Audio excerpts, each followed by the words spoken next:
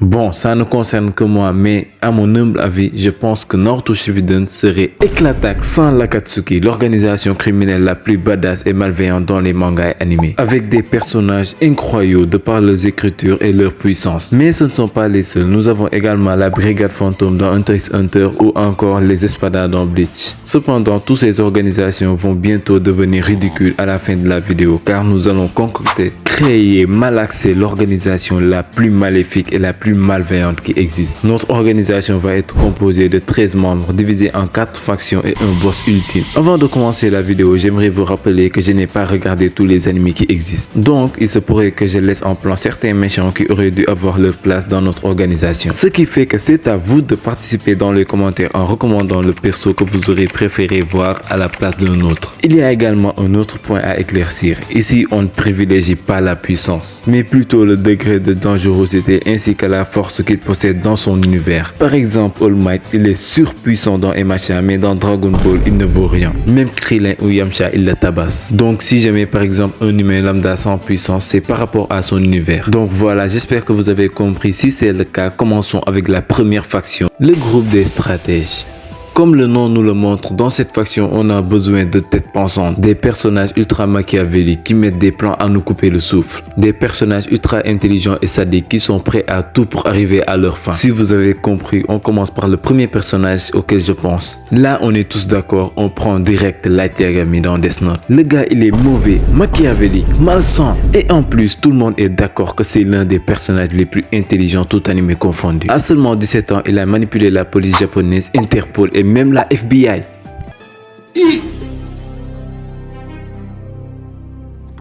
Sachant qu'il avait un ennemi de taille qui est nul autre que elle, qui est un génie de l'enquête. Et avec son objet de prédilection, le Death Note, Light est le personnage le plus apte à faire partie de la faction stratégie. Là, de toute façon, il n'y a pas de débat, nous sommes tous d'accord sur ce point. Et ceux qui n'ont pas compris, allez juste regarder Death Note.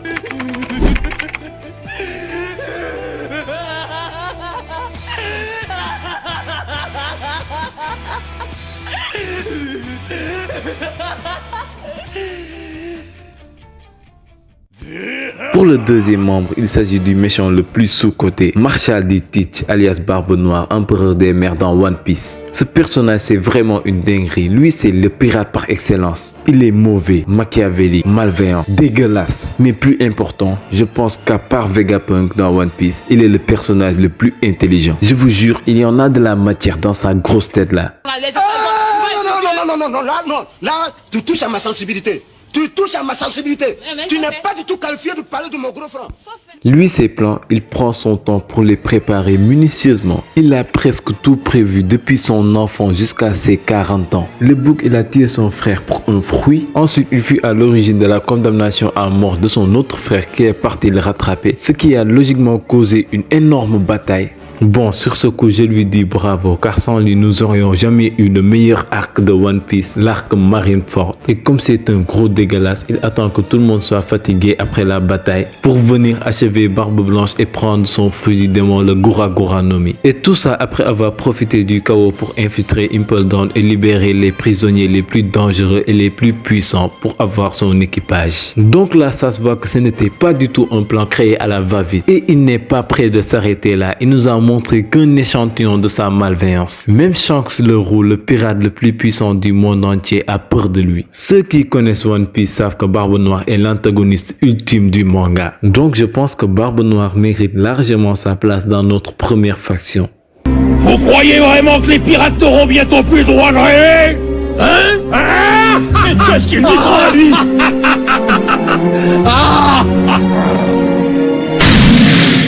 Rien ne peut venir à bout des rêves d'un homme. Vous n'êtes pas d'accord avec moi? Vous laissez pas impressionner par les rires. Vous voulez aller loin et ce n'est pas la dernière fois que vous vous sentirez impuissant dans certaines batailles. Continuez! Allons-nous-en. Et d'ailleurs, sachant que notre équipe n'a pas de nom, je vous laisse lui donner un nom bien malsain, bien machiavélique. J'épinglerai le génie qui me donnera un nom aussi badass que l'Akatsuki. N'oubliez pas, cette vidéo, y a pas que moi qui le fais, on le fait ensemble, on partage la passion. Bon, comme on dit, retournons à nos méchants. Là, il ne nous reste qu'un seul membre pour la faction stratégie et j'hésite entre deux personnages. Nous avons d'abord Babidi, le génie du mal derrière Majin Buu, mais je ne le sens pas. En fait, il est trop éclaté physiquement, sachant que membre de notre organisation, qui qu'il soit, doit être capable de se défendre sans dépendre d'un autre personnage. Et puis, Théma, le personnage, il n'a aucun flow, il va entacher notre organisation. Quant à Yohan the Monster, un ami me l'a proposé, mais je ne peux pas le mettre car j'ai pas regardé l'anime, ni lu le manga, donc j'ai pas d'argument. Désolé les fans de Monster. Et je ne peux pas mettre non plus des personnages comme Senku ou encore Vegapunk car ce sont des gentils. Non. En réalité, j'ai trouvé le troisième candidat idéal, bien que j'ai un peu hésité entre lui et Yuichi dans Tomodachi Game. Ici, on a besoin d'un personnage qui est assez normal, qui n'a pas de pouvoir très extravagant. Et sachant que je viens de terminer la saison 3 de Classroom of the Elite, j'ai tout de suite pensé à Kiyotaka Ayanokoji. Il est parfait dans ce poste. Il est intelligent, patient et stoïque, qualité que n'a pas Light Yagami par exemple, qui a parfois tendance à être un peu orgueilleux et à se laisser emporter pour rien. Il est le perso idéal qui saura calmer les troupes en cas de crise, sachant qu'il maîtrise à la perfection la psychologie humaine et il trouvera posément la solution la plus adaptée. Bon, là on a terminé avec la faction stratégie, on passe à la deuxième faction, celle spécialisée dans le combat et l'action.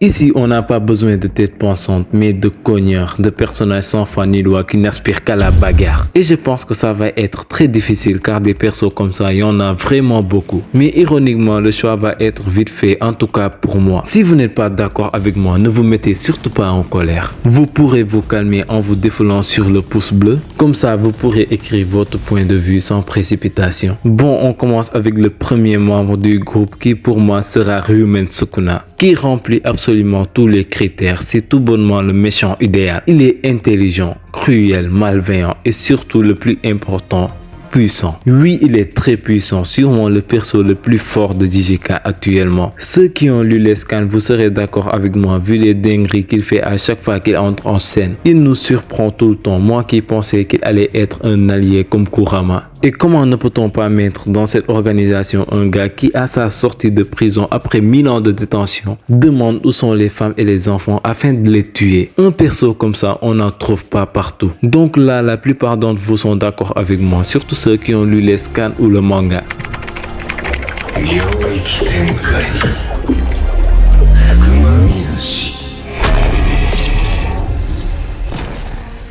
Pour le deuxième membre, c'est tout simplement l'un des meilleurs antagonistes tout animé confondu qui a seulement 40 jours d'existence a failli détruire le monde et a causé d'énormes pertes du côté des Hunters. Je parle évidemment du roi des fourmis chimères, Meruem. S'il avait vécu plus longtemps, ne serait-ce qu'une semaine, personne ne pourrait le maîtriser dans son manga. Il est vif d'esprit, puissant et respecte ses principes et ses convictions, qui ont d'ailleurs fait de lui un antagoniste qui nous a fait frissonner dans l'un des meilleurs, si ce n'est le meilleur arc de Hunter x Hunter. Vraiment, il y a de ces personnages, il faut juste donner leur nom, il n'y a même pas à argumenter comme ça. Beaucoup de choses ne vont pas dans votre société. Vous avez créé ce que vous appelez des frontières pour délimiter des territoires. D'un côté de la frontière, des enfants meurent de faim dans l'indifférence. Et de l'autre, des êtres immondes et oisifs possèdent toute la richesse. C'est le comble de l'absurde. Et pour ce qui est du troisième membre, j'ai hésité entre deux personnages. D'abord le roi de la baston Yujiro Hanma, qui est le personnage le plus puissant de son manga. Il est invincible et sa puissance est comparable à un état comme les États-Unis. Oui, même George Bush, ancien président des États-Unis, était à l'époque son chauffeur. Et je vous jure que cette vidéo va faire 1 heure si je me mettais à vous dire tous les dingueries qu'il a fait dans le manga. Mais il y a un autre personnage qui est l'essence même de l'antagoniste. Son rêve ayant toujours été de devenir un véritable méchant. Je parle de Garou Cosmic, le seul et unique méchant qui a un esprit shonen mais aussi une combativité sans égale. Ayant quand même réussi à évoluer jusqu'à se battre contre un perso comme Saitama qui a su dépasser ses limiteurs. Et j'opterai plutôt sur ce dernier même si j'aurais vraiment aimé avoir Yujiro Hanma dans l'équipe. Je devrais le faire tuer simplement parce que personne ne m'aime. C'est ridicule. Je refuse. J'en ai ma claque. Je veux qu'ils le comprennent. En tout cas, nous avons tant bien que mal réussi à avoir notre faction de Castañer au complet. Alors on passe tout de suite à notre troisième faction, celle de l'assassinat et de la récolte d'informations.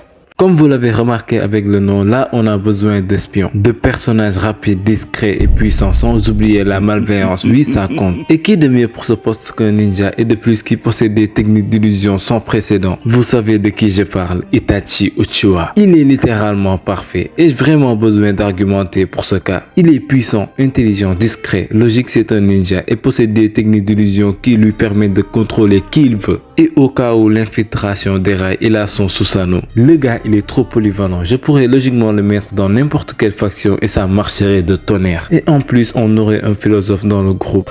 Personne n'a le droit de nous juger avant la fin, parce que l'homme est capable du pire comme du meilleur jusqu'au bout. Au fond, ce n'est qu'au moment de disparaître qu'on peut enfin savoir qui on a été.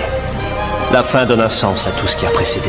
Et en parlant de philosophe, enchaînons avec celui qui est tombé du ciel. L'un des méchants les plus iconiques de One Piece, l'ancien dragon céleste Don Quichotte de Flamingo. Bon, lui, il a tout ce qu'il faut pour ce poste. Déjà dans l'anime, c'était lui le gérant de la mafia de l'ombre. Il avait des yeux et des oreilles partout et n'oublions pas que son pouvoir est fait pour la manipulation. Donc la récolte d'informations et l'espionnage, c'est fastoche pour lui. Et au pire, il est puissant. Ce n'est pas le plus fort de One Piece, loin de là, mais il a quand même une présence non négligeable dans le manga. De plus, son pouvoir, il l'utilise tellement bien, il est capable de faire s'entretuer des ennemis sans se montrer et s'éclipser tranquillement après son massacre, ni vu ni connu. Il a les capacités et l'attitude idéale pour être un membre de cette faction. Et soyons sincères, on ne peut pas ne pas mettre Doffy dans cette organisation, car sa personnalité, son background fait de lui un méchant unique.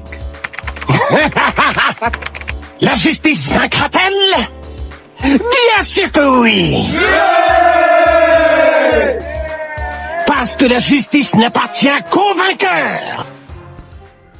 Pour ce qui est du troisième membre de la faction, ça va être un peu serré par contre. Le premier personnage auquel j'ai pensé, c'est Kuroro Lucifer. En vrai, certains d'entre vous me diront qu'il est parfait. Il aurait même pu faire partie des autres factions. Avec son naine de copie, il peut utiliser les techniques de naine adéquates pour infiltrer un lieu sans être repéré. Et il nous l'a montré lorsqu'il a kidnappé la fille d'un boss de la mafia en plein milieu de York City. Et avec plusieurs meurtriers à la solde des mafieux à sa poursuite de surcroît. En vrai, avec ses plans si bien rodés, il aurait pu facilement intégrer la première faction, mais je pense que ce perso n'a pas encore tout montré. Pitié Togashi, contenu Hunter x Hunter, on a la dalle. Le deuxième personnage auquel j'ai pensé, tout comme Yujiro, il va vous surprendre, mais Thorfinn peut aussi bien intégrer la faction que Kuroro Lucifer. Ce personnage est taillé pour l'infiltration. Déjà avec sa dégaine, on aurait tendance à le sous-estimer. Et avec sa taille, il peut aller où il veut sans se faire remarquer. Avec ses couteaux bien discrets qu'il sait si bien utiliser, il peut remplir ses missions proprement sans causer de dégâts. Et surtout sans se faire remarquer. Si au plus grand des malheurs les choses passent au vinaigre, il peut se défendre sans problème et se barrer tranquillement comme il nous l'a montré avec son combat contre Torkel, l'un des personnages les plus puissants de son manga.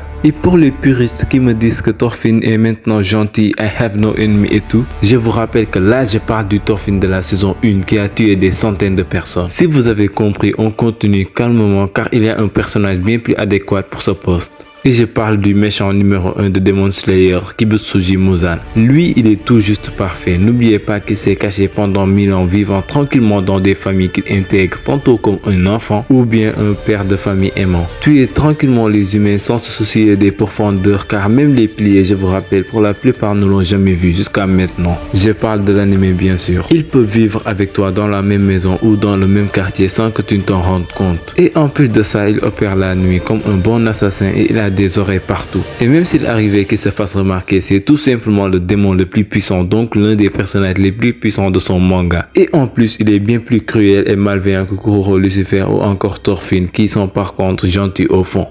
Il y a bien une chose que je déteste plus que tout le reste, c'est le changement. Je n'aime pas quand une situation change, je n'aime pas non plus le changement physique, et je déteste tout changement émotionnel.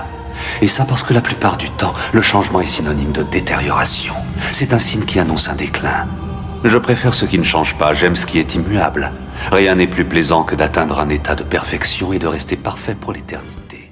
Maintenant, il ne nous reste plus qu'une seule faction et cette faction, il est un peu spécial car ceux que je vais mettre dans ce groupe sont les méchants par excellence, les icônes qui nous ont tous marqués, les padres, les boss du game. Et chacun d'entre eux va être en réalité le chef d'une des factions. Et sans plus tarder, je vais vous dévoiler ces 3 mastodontes. Il s'agit en premier lieu de Orochimaru, qui est le méchant le plus iconique de Naruto, auquel je donne volontiers la première faction. Il est très intelligent et machiavélique vu les plans de dingue qu'il a mis en place tout le long du manga. À chaque fois qu'un incident avait lieu, on trouvait Orochimaru derrière. Il mérite largement sa place.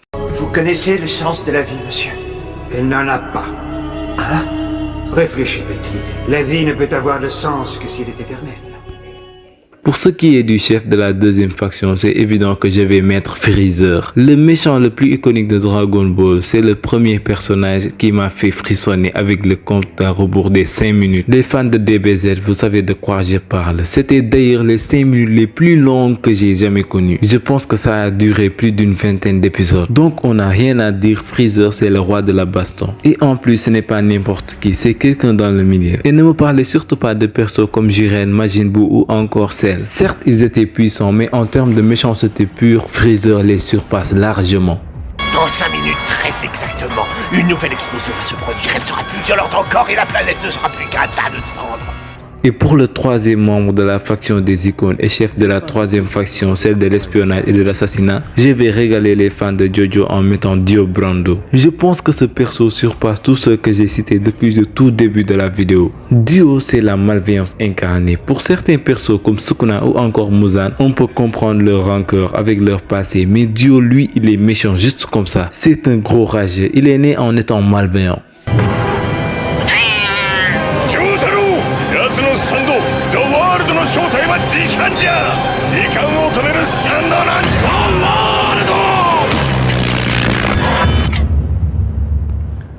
Et voilà, nous avons enfin nos 12 membres. Il ne reste plus que le chef. Et pour ce dernier, c'est à vous de voter. Il faut quand même qu'à un moment vous participez dans la vidéo. Et je vous laisse l'énorme privilège de choisir le chef, le grand chef de notre organisation. Voici comment ça marche. Je mettrai le nom qui apparaît le plus dans les commentaires à la tête de l'organisation. Je mettrai le résultat définitif en commentaire épinglé et en post dans une semaine. Bon, je ne vais quand même pas m'empêcher de dire quel est mon avis sur ce sujet. Pour moi, le personnage parfait pour ce poste, c'est nul autre que Sasuke Aizen. Ce n'est pas parce que c'est le plus puissant ou encore c'est le plus grand méchant, mais il est juste le personnage le plus taillé et le plus intelligent pour gérer une organisation au total. Ce personnage, c'est littéralement un monstre. Il est encore plus intelligent que tous ceux que j'ai cités dans la faction stratégie. C'est l'un des personnages les plus puissants de Bleach, donc il mérite largement sa place dans la faction combat. Et en plus de ça, comme il nous l'a montré avec la Soul Society, ainsi que son pouvoir qui est basé sur l'illusion, il est peut-être même plus efficace que tous ceux que j'ai cités dans la faction espionnage. Car n'oubliez pas, il est un manipulateur hors pair. Mais bon, moi j'ai fait mon choix, c'est à vous de choisir.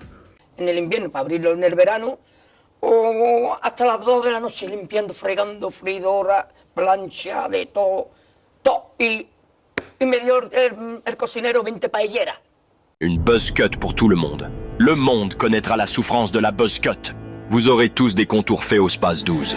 Et après cela, vous ferez tous partie des membres de la calvitie, dirigé par J.R. Golden Hands, l'homme qui est à l'origine de bien des crimes, déserteur du village de Konoha, et coupable d'atrocités telles que les contours de Uzumaki Naruto, Gaara, Vegeta, Saitama, Gojo Satoru, et plus récemment, Sasuke-kun. Sans oublier Esteban et Gaëtan, ainsi que de nombreuses autres victimes. Tu vois la souffrance dans mes yeux? Ouh, 93200 Saint-Denis. Je sens le vent entre mes baloches. Mate la position chacal, on dirait que je vais danser le logobi. Tout le monde connaîtra la souffrance de la buzz cut. Technique des 1000 buzz cut. 8 morts, 6 blessés. Je pète ma bière. Ma lipulinde. Dans le crâne à vos mères têtes de neuil, vos crânes de Megamind.